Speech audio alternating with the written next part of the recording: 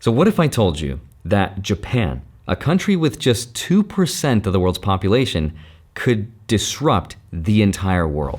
Japan's government has released growth data for the first quarter of this year. And the numbers show the economy has taken a step back. Japan's three biggest names in the auto industry announced disappointing numbers for the last quarter of the business year, and they're warning of rough waters ahead.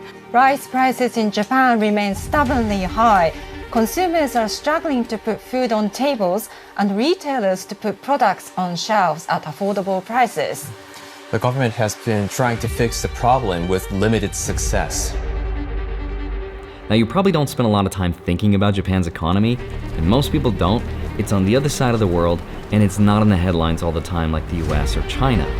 But the reality is that Japan could increase interest rates in your country, crash stock portfolios all over the world, and potentially even trigger the next global recession. Because Japan is not just another country. It is one of the biggest creditors on earth. It holds over $1 trillion in US government debt, and for decades, it's been the engine that powered some of the world's riskiest financial bets through something called the yen carry trade. And the yen is one of the most important currencies in the world, and it's also getting stronger.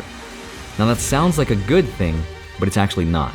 And we found out why it's not last year in 2024. That's when we saw the carry trade unwind, which led to a quick spike in the yen, which led to a flash crash in Japanese stocks and a ripple effect that hit everything from US stocks to Bitcoin and more. Now, at the time, the Bank of JP Morgan was warning that the carry trade unwind was only halfway done. And now in 2025, that unwinding is continuing. The Japanese government bonds are collapsing in value, long-term interest rates are going up, and bond auctions are failing. And because of that, we're seeing this slow motion unwinding of trillions of dollars in global leverage, and investors are starting to feel a little scared. But the thing about this story is that it's not just the story about Japan. It's a story about the end of an era. The era of easy money. And as Lynn Alden puts it, when the global debt is this high and the demographics this broken, there's really only one way out: currency devaluation and the gradual realization that nothing stops this train. Now, once that happens, money starts to look for other places to go, like scarce, decentralized, hard assets that can't be inflated away. So in today's video, I want to explain exactly what's going on behind the scenes, why it all matters, how it's all connected, and how I'm personally investing. So with that said, let's get into it. Hi, my name is Andrei Jikh. Hope you're doing well. Come for the finance and stay for Japan. Now, before we get into the super interesting details, let me first talk about something that rarely gets talked about, which is demographics. Now, demographics explain the age structure of a country. Like who's working for the money, who's spending it, and who's retiring with it, because there has to be a balance. Now, when you get less young people in a country, you get a smaller workforce, slower economic growth, lower tax revenue, and at the same time, the cost of things like healthcare and retirement go up. In other words, if a country has bad demographics, they will probably have a bad or a weak economy. Now, Japan happens to be the oldest country in the world. About 30% of its population is over the age of 65. Its birth rate has been below replacement for decades, and it's been getting smaller since 2008. And by 2050, they're estimating that Japan is going to lose around 20 million people, which is the equivalent of about everyone in Florida. And the aging crisis doesn't just affect retirements and hospitals, it affects the entire economy. And that's because less workers means less growth. More retirees means more government spending. You get the idea. The only way to keep that kind of a system running is to borrow money, which is why Japan now has the highest what's called debt to GDP ratio in the developed world, which is over 260%, and it keeps going up. And for years, Japan has gotten away with that. The government could just borrow trillions without any consequences because Japan also had their interest rates at basically zero, and because the Bank of Japan was willing to buy up half the bond market. But Japanese investors still wanted to make a return on their borrowed money. They wanted to park that money somewhere, so they bought US assets, which is why Japan became the biggest foreign holder of US treasuries. But now, in 2025, that balance is starting to break. The Bank of Japan is walking away, and all of that debt is starting to make a huge difference. So the question is, why does Japan's economy matter if maybe I live in another country? And let me explain why it should matter so much to the entire world, and why the market around the world was actually benefiting from Japan all along, whether we knew it or not.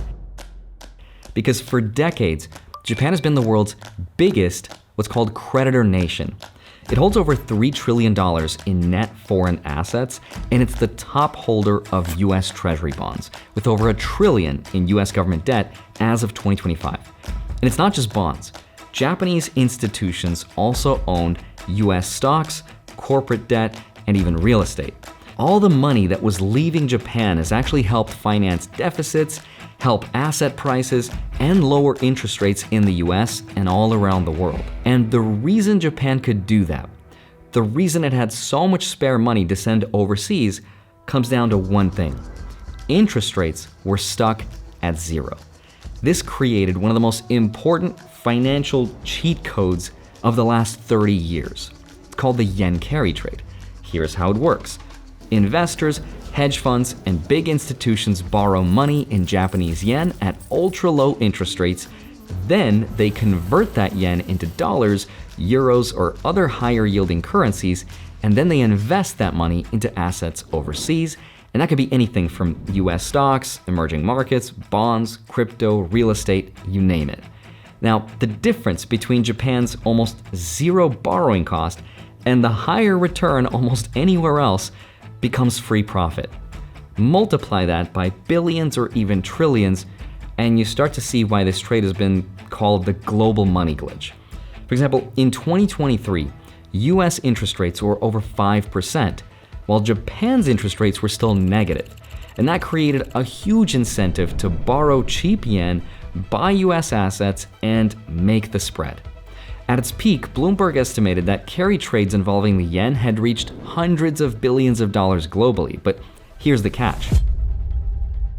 This only works as long as Japan's interest rates stay low and the yen stays weak. If the yen gets stronger, or if Japanese interest rates or yields go up, the trade starts to break. Borrowing becomes expensive, and then currency losses start to go up. And all those investors have to sell their US assets to cover the damage. And that's exactly what started to happen in 2024. The Bank of Japan raised interest rates for the first time in decades. The yen went up more than 10% in just a couple weeks, and what followed was pretty bad. Japan's market lost a ton of money in just 3 days, US stocks sold off, Bitcoin went down, and JP Morgan was warning that the unwind had only just started. People are like, this carry trade, which seemed like the easy trade, is no longer. So you start exiting fast and it starts to be self-fulfilling, unwinds and unwinds and unwinds. Now, in 2025, the Bank of Japan is still tightening. Japanese bond yields are going up, and the yen is starting to get stronger, which means trillions of dollars in global leverage are again at risk of unraveling one margin call at a time. And now, for the first time in decades, Japan may not just stop buying US treasuries, they might start selling them. And that brings me to what's happening in Japan's bond market right now, which is not good. In May 2025, the yields, or interest rates, on their 30-year government bonds hit over 3%. The 40-year bonds are at 3.6%, an all-time high. And that might not sound like a lot if you're used to US interest rates, but for Japan, this is historic. These are supposed to be the safest, most stable bonds in the country. And now investors want a huge premium just to hold them. In other words, they want more interest. Why? Because their trust is fading. Japan's debt to GDP, again, is 250%. And for years, the only reason that didn't cause a crisis was because the Bank of Japan could print money to buy up those bonds. That works until it doesn't. And now that the Bank of Japan is backing off, The market is testing what their bonds are really worth organically without that artificial government demand. And what the whole world just saw are failed bond auctions. Investors are not bidding what they're worth. So how do you get those people to buy up those bonds? You raise the interest rate. It's the only way. By doing that though, you break the carry trade, and we're seeing some of those effects kind of spill over into other parts of the market. Enter Metaplanet, for example. Metaplanet is a very popular publicly traded company in Japan. They own thousands of Bitcoin. And over the last few weeks, that stock has exploded, mostly because investors are treating it as kind of a nuclear hedge against Japan's bond market collapse. Why that matters though is because as Japanese interest rates go up and their yen gets stronger, there's shorts that are placed on Metaplanet and Bitcoin related strategies, and those started to see huge losses. So what we saw was kind of a short squeeze. When people lose trust in the government's ability to manage their debt, when they see their long-term bonds, which are supposed to be boring and safe, acting like volatile tech stocks, then people start to question the entire system. And in Japan, some of that money is moving into Bitcoin, not necessarily directly, but through companies like Metaplanet and Michael Saylor's strategy. But what I really think this strategy is about for them is a move away from assets that are controlled by central banks towards assets that are finite, decentralized, and immune to yield curve manipulation. Now, I'm not saying that Bitcoin is going to replace the yen or anything like that, but what I am saying is it shows you just how fast emotions can change when a country's safest asset starts to get a little wobbly.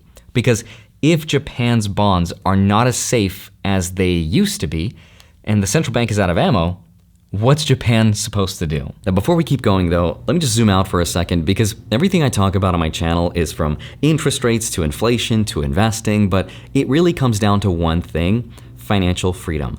And a huge part of that is understanding how credit works and how to build it in a smart, sustainable way. That's actually why I wanted to mention Kickoff. It's one of the simplest tools I've seen for helping people build credit over time. It's not a loan, not a credit card, and there's no interest or hidden fees, just a super affordable credit building plan that starts at $5 a month. Kickoff helps by creating a trade line and shows up on your credit profile, and as long as you make on-time monthly payments, they get reported to all 3 major credit bureaus, and that can help improve key credit factors like payment history and utilization. Some Kickoff users who started with a credit under 600 and made on-time payments saw an average increase of about 25 points in their first month and up to 84 points after their first year. Right now, they're offering 80% off your first month, and that's as little as $1 to get started. If you use my link down below, getkickoff.com/Andrei. So if you're serious about building a stronger financial foundation and you want something that's easy to manage and doesn't feel predatory, definitely check it out. Thanks to Kickoff for partnering with this video, and now let's get back to it. So besides the yen carry trade coming to an end potentially, there's a second idea people are really scared of, which is, what if Japan starts selling US treasuries? Remember, Japan is the biggest holder of US government debt with over $1 trillion. And for years, that has actually helped keep US interest rates low and help support our huge government spending. But now, some Japanese institutions have already started pulling back from foreign bonds, which includes buying US treasuries. As Japanese interest rates go up and the yen starts to get stronger, it gets more expensive to borrow. So instead of borrowing money, that money is just going to stay at home. And if that trend continues, the US could actually lose one of its biggest lenders. And that would mean huge borrowing costs here in the US for consumers, and more pressure on the Fed, and even more volatility in the bond market. And you could start to see a world where interest rates in the US actually go up, not because of inflation, but because creditors just don't show up to the auction. Even the Japanese finance minister said recently their US Treasury holdings could be used as leverage in trade talks. Now, he then later was like, just kidding. But it shows you that it's actually a real possibility. For now, the Bank of Japan is under a lot of pressure. They have over 1.3 quadrillion yen, or 260% of GDP. That means even a small increase in interest rates could have a huge consequence. If Japan's interest rate goes up by 1%, for example, That alone would add about 13 trillion yen, or $85 billion in yearly interest payments. That's more than what Japan spends on its entire defense budget for the entire year. So besides selling US treasuries then, Japan has two options, and none of them are good. Option number one, raise interest rates to fight inflation and protect their currency. But that risks blowing up the government's budget. It's like having a giant mortgage at a super low interest rate, and if that rate jumps even just a little, the monthly payment goes up and you just can't afford to pay it anymore. Or option two, keep interest rates low so the government can keep borrowing, but that lets the value of the yen fall, and when the yen gets weaker, the cost of importing stuff gets a lot more expensive. So it's like having a low interest rate on your credit card, but every time you go shopping, everything costs more than it did last week, and the cost of living goes way up. So remember, the Bank of Japan already owns over 50% of the entire bond market, and they've been printing money for years just to keep that system going. But even with all of that control, it's not working as good anymore. Bond auctions are failing, and investors are walking away. They're asking for a higher interest to take on all of this economic risk. So Japan is asking a question that no government wants to ask, which is, how much longer can we pretend that this is sustainable? Because once you build a whole economy around cheap money, the moment you try to raise interest rates, the economy starts to break. And here's where I'm going to tie everything together, because this is where it gets really interesting. Because while all of this is playing out and Japan's bond market is breaking, interest payments are exploding, global debt is rising, inflation is creeping in, Bitcoin quietly reached an all-time high, and no one even noticed. Google searches are still extremely low, all things considering. Now, obviously, it's not just one thing. Bitcoin moves for a lot of different reasons, like ETFs, halving cycles, and businesses and states and countries buying it, but you can't ignore the big picture. The world is waking up to this idea that maybe those crazy Bitcoiners and what they've been saying since the beginning might actually be true, which is that this debt-based system might not be sustainable in the long term. And Japan is just one example. The US is not that far behind. And in both cases, the question becomes, how do you escape a system that only works when interest rates are close to zero? And the answer seems to be, you can't. There is no way out. Deep down, the market is starting to price in this idea that governments are not going to be able to grow their way out of this. They're not going to be able to raise taxes fast enough, and they will not cut spending because politicians just don't want to. None of them have the courage to face the public. And at the same time, we don't want to default. We don't want to not pay. The show must go on. So what's left? Facing the consequences, getting a credit downgrade, and inflating away the debt, devaluing the currency. Extend and pretend that everything is fine, and that's what Lynn Eldon meant with nothing stops this train. And if that's the direction we're going, even if it's slow, then it makes sense why people are buying things like Bitcoin. Because it's outside the system, it's finite, and it doesn't care about bond auctions, it doesn't care about tariffs, can't be printed into oblivion, and that's why I've been making it such a big part of my personal investment strategy. Again, I've been dollar cost averaging into it for a long time because this story makes a lot of sense to me, and I have no idea what my sell price is. I don't really have one. And the truth is, part of me really wants to take a big part of my stock portfolio and convert it into Bitcoin, but I don't think I'd sleep as comfortably, so I'm holding on to my stocks because even if all of this is wrong, then I can still rely on stocks to get me to retirement because that's what data shows works in the long term. I'm staying invested regardless of what happens though, but I did find this to be a really interesting story.